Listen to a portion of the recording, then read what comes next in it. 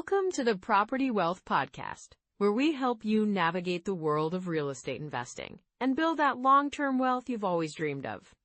I'm so glad you're joining us today. Yeah, it's great to be here, Sarah. One topic that's really important for property investors, especially for those looking to maximize their income, is tenant placement fees. Absolutely. It's a great way to boost your income, and yet many investors aren't fully aware of how they work or how to effectively implement them. Right, and it can be a game changer.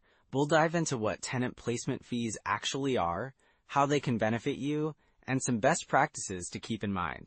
Plus, we'll cover some common pitfalls to avoid, so you don't end up losing money instead of making it. Exactly, and we'll also share some real-world examples to illustrate these points, which can really help listeners connect the dots. So whether you're just starting out in real estate or you've been in the game for a while, stick around. You won't want to miss this.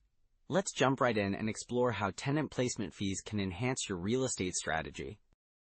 So, when we talk about tenant placement fees, it's really crucial for folks over 40 to understand why this is such a hot topic right now. With retirement timelines getting closer, every dollar counts, right? Absolutely, and it's not just about making ends meet, but also about building that financial cushion for the future. I've seen so many investors in their 40s and 50s really start to prioritize this kind of income strategy. Exactly. And with inflation creeping up, it's like a double-edged sword. You need a reliable income stream to keep up with rising costs. Tenant placement fees can provide that additional layer of financial security. Right, and for someone who's, let's say, nearing retirement, that's a big deal. They may not want to be in a position where they have to dip into their retirement savings just to cover expenses. Yeah, and I've worked with clients who've shared stories about how they've managed to transition from active work life into retirement by leveraging their real estate investments. One client, for instance, started focusing on tenant placement fees and found that it significantly boosted his cash flow. That's so encouraging. It's not just about the regular rent, but these extra fees can really add up over time. It's almost like having a side hustle, but without the extra work, right? Exactly. And it's all about being strategic. When you think about it, if you can bring in an additional couple $1,000s a year from tenant placement fees, that's money that can go directly into your retirement fund or even cover unexpected expenses. And speaking of unexpected expenses, we all know that life can throw curveballs at us. Having that financial flexibility is crucial, especially as we age.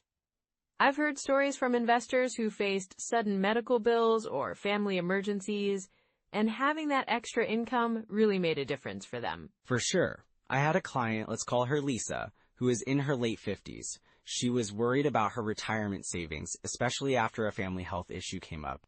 By focusing on tenant placement fees, she was able to create a buffer that relieved some of that stress. Now she feels more secure about her financial future. That's a perfect example. It's not just about the money, it's about peace of mind, right? Knowing that you have a plan in place can really reduce anxiety. Exactly, and let's not forget about the market shifts happening right now. Real estate can be quite resilient, but depending on the economic climate, you might find that some areas see increased demand for rental properties. This is where tenant placement fees can become even more critical. Oh, definitely. If you're in a market where demand is high, being able to charge for tenant placement can really enhance your income. If you're not capitalizing on that, you might be leaving money on the table. Right, and it's also about wealth transfer to family. If you're looking to leave a legacy, having that additional income can help you build a more substantial portfolio to pass down to your children or grandchildren. That's such a great point. It's not just about today. It's about building something for the future. I've spoken to investors who are now thinking about how they can create generational wealth through their real estate investments. Exactly. And that brings us back to the emotional side of financial security. It's not just numbers on a balance sheet. It's about feeling secure, knowing that you've got something tangible that can support your family, even in tough times. I think that's where a lot of people connect with real estate. It's a physical asset, something you can see and touch. It feels more stable compared to stocks or other investments that can be so volatile. Yes! Real estate offers that sense of stability. And when you incorporate strategies like tenant placement fees, You're not only enhancing your cash flow, but also reinforcing that stability, especially as you approach retirement. It's like, if you can build a reliable income stream now, it can really smooth out those retirement years. Plus, with the current economic trends, it's more important than ever to stay proactive. Absolutely. And investors who are starting to pay attention to these strategies now, they're really setting themselves up for success. I mean, if you can get ahead of the curve, you'll likely benefit when the market shifts again. Right, and I think it's also about being adaptable.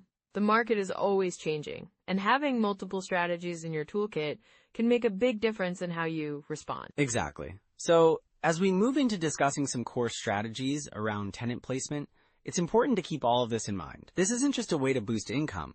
It's a holistic approach to building a financially secure future. That's a great transition, Mike. Let's dive into those core strategies and see how our listeners can start implementing these ideas in their own investment journeys. So let's dive into some core strategies when it comes to tenant placement fees, right? Yeah, absolutely. I think a good starting point is understanding how much these fees can really impact your bottom line. Exactly. So generally speaking, tenant placement fees range from about half a month's rent to a full month's rent. Right. So if you're renting out a place for, say, $1,500 a month, you might be looking at a fee anywhere from $750 to $1,500, right? Yeah, that's spot on. And if you think about it, if you can turn that unit over quickly and keep it rented, that fee becomes a lot more manageable, or even profitable in the long run. Definitely. And that's where the 1% rule can come into play. For those who might not be familiar, it suggests that the monthly rent should be about 1% of the purchase price. Right, so for a property you buy at $150,000, you should ideally be getting $1,500 a month in rent. Which helps ensure that your cash flow stays strong, and you can cover those tenant placement fees without a hitch. And one thing to remember is, if you're consistently hitting that 1% rule, it also indicates that your property's in a good rental market. So if you're not hitting that mark, what should you do? Well, first off, you might want to reevaluate the property's location, or maybe even consider different property types that might yield better returns. For instance, single-family homes versus multifamily units. Right? Multifamily properties can be a bit more stable in terms of cash flow, since you have multiple renters contributing to your income. Exactly. And if we talk about the 50% rule... Oh, I love that one. It's a simple way to estimate your operating expenses. Yes. So the idea is that you assume about 50% of your rental income will go towards expenses, right? Right. So if you're making $1,500 a month, you'd estimate about $750 for expenses. And that gives you a clearer picture of your net operating income, which is crucial for evaluating whether a deal makes sense. So if your expenses are lower than that, you might be looking at a better investment. Exactly. And don't forget to factor in those tenant placement fees as part of your expenses. For sure. So let's say you've got a property that's costing you about $750 a month in expenses, plus another $750 for tenant placement fees. That's a significant chunk of your income. Right, and if you're not careful, that could eat into your profit margins pretty quickly. So what do you think are some essential checklists for evaluating these deals? Well, first, you want to look at the location. Is it desirable? Are there good schools, amenities, and public transport? Then you have to consider the property condition. Does it need a lot of repairs? Absolutely. And also, get a sense of the local rental market. How much are similar properties going for? And what's the vacancy rate like in that area? If it's high, it could mean you'll struggle to fill your units. Exactly. You want to avoid properties and markets where you can't easily find tenants. So once you've done your homework and you're ready to move forward, what kind of financing options do you think work best for these types of investments? Well, traditional mortgages can work, but if you're looking for quicker cash flow, you might want to consider hard money loans or private investors. Right, those could often get you the funds faster, but they come with higher interest rates, so you've got to weigh that risk. Exactly. And if you're considering using cash, it can give you leverage in negotiations when you're making offers. Yeah, cash offers can be really attractive to sellers, especially in competitive markets. For sure. And also, don't forget about the importance of having reserves. Oh, that's a good point. You should have some money set aside for unexpected expenses, like repairs or, if you end up with a vacancy. Right, because vacancies can happen. and they can really throw a wrench in your cash flow if you're not prepared. So true. And speaking of vacancies, what are some common pitfalls investors should watch out for? Well, one major pitfall is underestimating the time it takes to find a good tenant. Oh yeah, that can definitely lead to lost income. Exactly, and if you're not doing thorough tenant screenings, you could end up with someone who's not paying rent or damaging your property. That's a nightmare scenario. Right? So always make sure you have a solid tenant placement process in place. And know the local laws regarding tenant placements and fees. Absolutely. Regulations can vary widely, and you don't want to get caught off guard. Exactly. So being informed and prepared is key to making tenant placement fees work in your favor. Definitely. And remember, it's all about building that long-term wealth. Right, and with the right strategies in place, you can definitely achieve that. You just need to stay focused and adaptable. Well, I think that wraps up our discussion on tenant placement fees and strategies. Yeah, looking forward to sharing more next time. You know, Sarah, one of the biggest pitfalls I see with tenant placement fees is that some investors tend to over-leverage themselves. They get so excited about a property that they stretch their finances too thin, thinking, oh, I can manage this. Right, and then they end up with financial strain when things don't go as planned, like when they have unexpected maintenance costs, or, a vacancy that lasts longer than they anticipated. Exactly. I had a client once who bought a duplex in a rapidly gentrifying area. He thought he could charge premium rents right away. But then, when the renovations took longer than expected, he was left with 2 months of no income. That stress really added up. That sounds tough.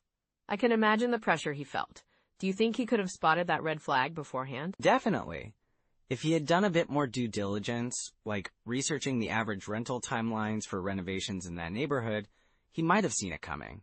Also, he could have set aside a buffer in his budget for unexpected costs. Yeah, having that financial cushion helps so much. What about bad tenants? I mean, that's another common mistake, isn't it? Oh, for sure. People often overlook the importance of tenant screening. I had another investor who wanted to fill their unit quickly, so they didn't do a thorough background check. Oh, no. What happened? Well, it turned out the tenant had a history of late payments and, disputes with previous landlords. They ended up being a nightmare, constant late rent, and eventually they stopped paying altogether. That's really disheartening. So what do you suggest for avoiding those kinds of situations? First, make sure to have a comprehensive screening process in place. Check references, credit scores, and even get a feel for their rental history. If something feels off during the interview, trust your instincts. Makes sense. And what about cash flow? I know that's a big one too. Absolutely. Some investors focus too much on the potential appreciation of a property, neglecting the cash flow aspect. I had a friend who bought a property thinking it would double in value in a few years, but the cash flow was negative from day one. Wow, that's a tough spot to be in. What can investors do to ensure they're maintaining a healthy cash flow? They should really crunch the numbers before purchasing. Look at operating expenses, property taxes, and the potential rental income. It's all about making sure that the rent covers your costs, plus a little extra for those unexpected expenses we talked about. That's a great point, Mike. And I imagine timing the market can be another tricky area, right? Oh, for sure. Many investors think they can time the market perfectly, waiting for the right moment to buy. I had someone who held off on purchasing because they were convinced prices would drop. Did they end up missing out? Exactly. Prices continued to rise, and they ended up paying way more later on. Instead of trying to time the market, it's often better to focus on the fundamentals of the property and its cash flow potential. Yeah, seems like a more reliable strategy. What about hidden costs? Those can really catch people off guard. You're right. Many investors forget about those hidden costs like property management fees, maintenance, and even insurance increases. I had a client who didn't account for the cost of property management and ended up spending a significant portion of their rental income on it. That can really eat into profits, can it? Absolutely. It's crucial to map out all possible expenses ahead of time and maybe even budget a little more for those unexpected costs that come up. So, Mike, how can someone spot these red flags early on? Well, it starts with thorough research. Look into local market trends, tenant demographics, and even the average time properties stay on the market. If a property has been vacant for a while, it might be worth digging deeper to find out why. That's a good tip. And how about getting a second opinion on properties? Yes, definitely. Bringing in a real estate advisor or a mentor can provide a fresh perspective. Sometimes we're just too close to a deal to see the potential pitfalls. And networking is key, right? Talking to other investors can really help as well. Absolutely. Sharing experiences can reveal common challenges and solutions. Plus, you might even pick up on trends or opportunities you hadn't considered before. All right, so if someone finds themselves in a tough situation or realizes they've made some of these mistakes, what steps can they take to recover? First, assess your situation. If you're dealing with cash flow issues, look for ways to cut unnecessary expenses. Consider refinancing if it makes sense, or even increasing rents if the market allows. That's a practical approach. And for those with bad tenants? Communication is key. Sometimes, a simple conversation can resolve issues. If necessary, though, don't be afraid to start the eviction process sooner rather than later. That's tough, but sometimes necessary for long-term success, right? Exactly. And remember, it's all about learning from those experiences. Every investor faces challenges. It's how you adapt and grow that really counts. Great insights, Mike. So to sum up, doing thorough research, maintaining a focus on cash flow, and being aware of those hidden costs can really set someone up for success in real estate investing. Absolutely. It's all about being proactive rather than reactive and continuously educating yourself throughout your investing journey. Well, that's a perfect segue into our next steps for our listeners. There's always room to grow and learn in this field, isn't there? All right, so now that we've talked about tenant placement fees and why they're important, let's dive into some immediate steps you can take to boost your income. Yeah, I think that's crucial. So what's the first thing someone can do right now? Well, a good starting point is to evaluate your current rental properties. If you're not already, consider using tools like Rentometer. It's super user-friendly and can help you check if your current rents are in line with market rates. That makes sense. And if someone is looking to acquire new properties, what tools would you recommend for that? Definitely look at Zillow or Realtor.com for listings, but I'd also suggest checking out local MLS Access if you can. It gives you a more detailed view of properties in your area and often has more up-to-date information. Right, and with Zillow, it's easy to filter properties based on your criteria. What about analyzing deals? Any calculators you love? Oh, for sure. The BiggerPockets calculator is a fantastic tool. You can input your numbers and analyze potential cash flow, ROI, and more. It's really helpful for making informed decisions. I've heard a lot about DealCheck too. Does that fit into the mix? Absolutely. DealCheck is another great option. It's user-friendly and allows you to analyze multiple properties at once, which can save you a lot of time. So if someone is just starting, should they be focusing on analyzing one deal per week or something similar? Yes, that's a perfect habit to build. It helps you get comfortable with the numbers and the process. It doesn't have to be complicated. Just set aside a bit of time each week to look at a new deal. That sounds manageable, and it's a great way to stay disciplined. What about networking? Are there any specific ways to connect with other investors? Joining local meetups or real estate investment clubs can be really beneficial. It's a great way to learn from others, experiences, and even find potential partners. And for those who might feel a bit hesitant about networking, any tips on how to approach it? Just start small. You can attend events, listen to what others are saying, and ask questions.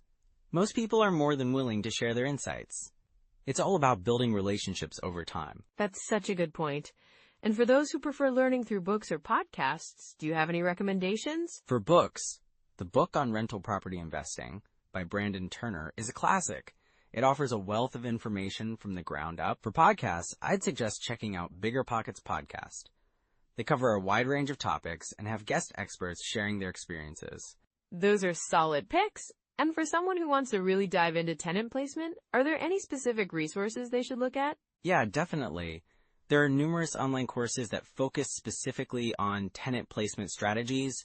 Websites like Udemy or Coursera often have affordable options. Also, local landlord associations can offer workshops or seminars that are really informative. It sounds like there are plenty of resources out there. What about setting up a tenant placement process? Any actionable steps for that? Sure, start by creating a checklist for tenant screening.